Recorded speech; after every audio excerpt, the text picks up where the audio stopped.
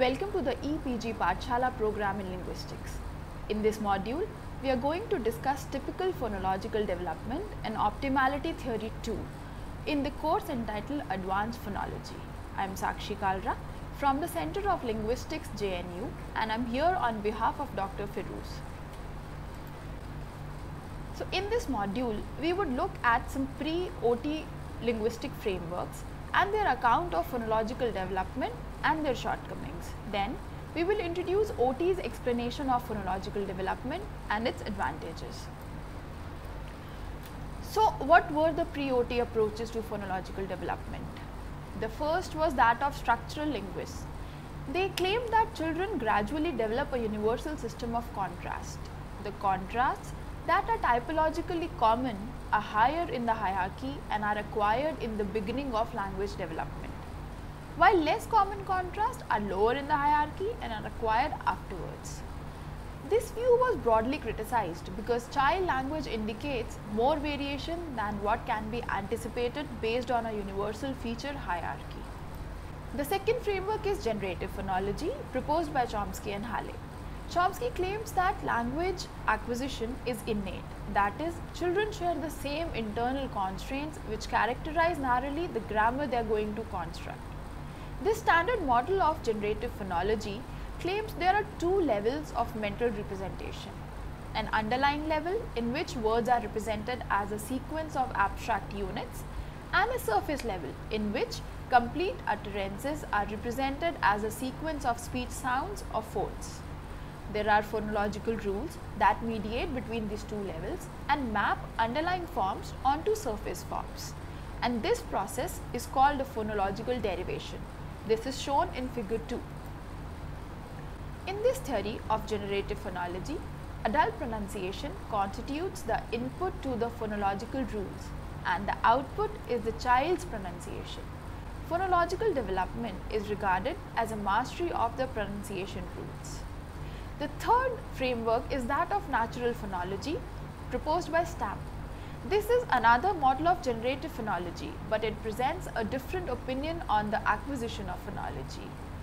It claims that natural processes lead to a child's error patterns. The theory presents a limited set of innate processes that convert the child's internalized representations that are supposed to be essentially adult-like into their corresponding erroneous phonetic forms. Well, all these frameworks are not beyond conflicts. The main assumption, which has often been criticized, is that children have adult-like pronunciation. Another controversy is the difference between the two mental representations. It is noted that derivational theories cannot capture the connections between some of the error patterns, such as place harmony and spirantization, which is changing of a stop to a fricative, and therefore they predict a broader range of variation than can be attested. This is because in these theories, the rules of a grammar and so the error patterns are supposed to be independent of one another. Now let us look at the phonological development in the OT framework. So Tessar and Smolensky proposed a language learning model which is called the constraint demotion algorithm. This model accounts for language acquisition and phonological development. Under this model, hierarchy of constraints for a language is constructed based on output forms of this language and a set of universal constraints. The algorithm assumes that the input is given and the output is linguistically structured representation instead of a raw phonetic form. Furthermore, it is assumed that the language learner already knows what the constraints are. So what does this model do? Repeat. So what happens in this model? In the primary state of the algorithm, every constraint is unranked with regards to another constraint, and such an unranked set of constraints is called a stratum. Starting from this primary unranked state, the algorithm little by little develops a hierarchy by re-ranking constraints. The major principle here is constraint demotion, and re-ranking simply means demotion, not the promotion of a constraint under another constraint. Demotion is minimal here, meaning that a constraint is demoted to a place immediately under the highest ranking constraint. That enforces its violation in the optimal output. Figure 3 illustrates a hypothetical example. The advantages of this algorithm has been its success in the difficult task of inferring a hierarchy of constraints, that is the core of an OT grammar. Now let us look at typical phonological development in the OT framework. A child learning the phonology of a language must acquire items of the lexicon and the relative ranking of universal constraints in target language. At the onset of phonological development, children's productions are simpler than adults. For example, in the case of segments, syllables or features. As Jacobson put it, a child's early productions are normally unmarked in structure. That is, there are differences in constraint rankings between a child and an adult's grammar. This means that in a child's grammar, the markedness constraints which reduce structural complexity and the contrast between words are ranked higher than the faithfulness constraints that need input and output forms to be the same. Let's take an example. Table 1 shows the productions of an adult and table 2 shows the productions of a child.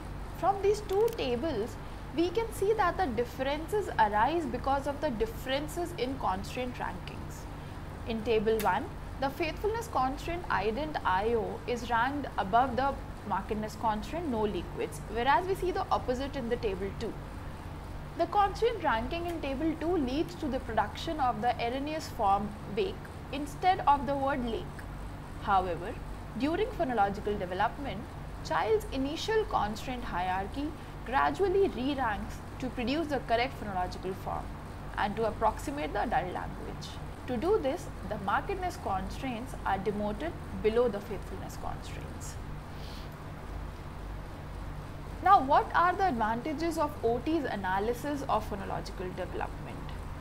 An OT analysis can account for inter and intra-word child variability.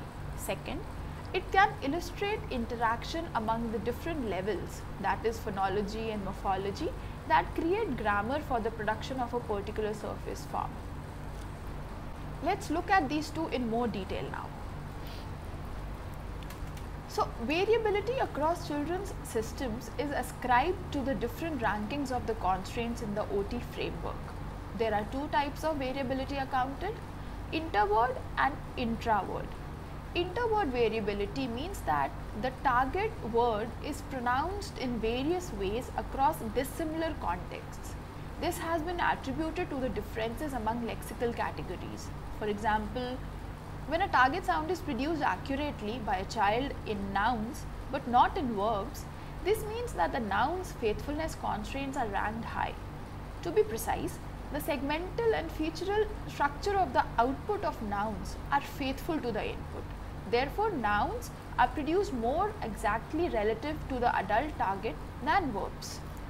And what is intraword variability? It means that a child produces a specific word in different ways in the same conversation. According to classic OT, two or more constraints might be ranked equally in this case. Let's look at an example. From table 3, we can see that the dotted line indicates the constraints that are ranked equally. This equal ranking may reveal a transitional point during a child's development, so that the markedness constraints are in the process of being demoted in the grammar.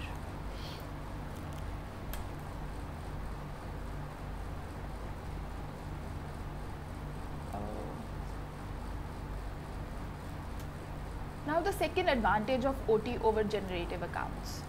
In optimality theory, all the constraints that affect the production of a linguistic form can occur in the same table simultaneously, whereas rule-based generative phonology lacks such an advantage. That is, it cannot have the rules from different linguistic levels, for example, phonology, morphology, in the same derivation. Let's understand this with an example. In the English language, depending on the final consonant of the base, there can be 3 plural suffix forms. To explain this fact, OT assumes that phonological constraints can be ranked higher than morphological constraints in language acquisition. This is illustrated in table 4 for the production of the word boxes in English. As we can see, the phonological constraint dominates the morphological constraint.